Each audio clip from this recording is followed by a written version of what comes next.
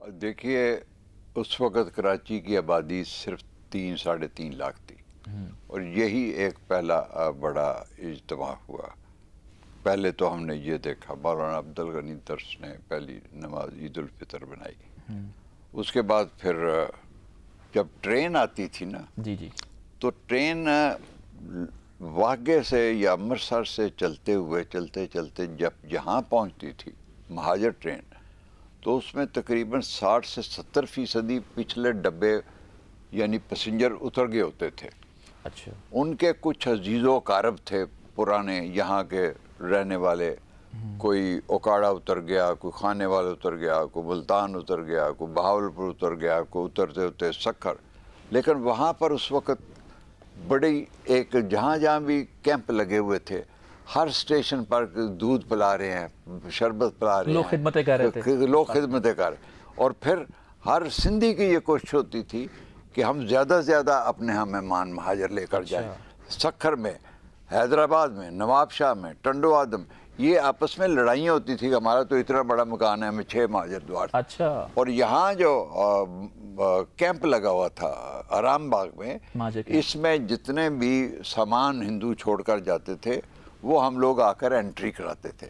اور جب ٹرین آتی تھی تو پتہ چلتا تھا کہ یہ خاندان دہلی سے آیا ہے، یہ لکھنؤ سے آیا ہے، یہ جلندھر سے آیا ہے، یہ ان کے اتنے بچے ہیں، تو اس کے حساب سے ان کو پیالیاں یہ ساری چیزیں دے کر 40 گز کا پلاٹ لیاقت آباد میں، پھر وہیں پر ان کو جگی کا بھی سامان دیا جاتا تھا۔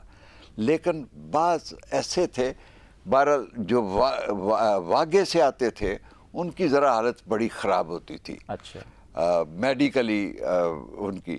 لیکن جو ادھر سے انٹیریئر سندھ سے آتے تھے، کھوکھرا پار سے یا ادھر سے بائی سی آتے تھے، وہ ذرا کمفرٹیبل ہوتے تھے۔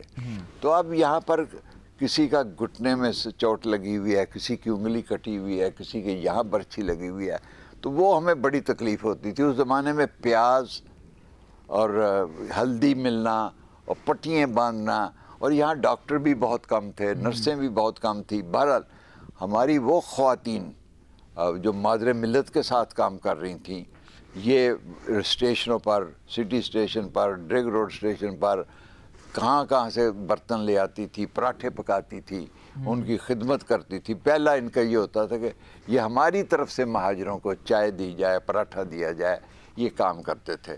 اور بہت ہی وہ دردناک منظر ہیں۔ ایک منظر تو میں آج تک بھولا نہیں ہوں۔ ایک عورت کو میں نے کہا کہ یہ جو تولیے میں آپ نے چیز لپاٹی ہوئی ہے یہ مجھے دے دیں۔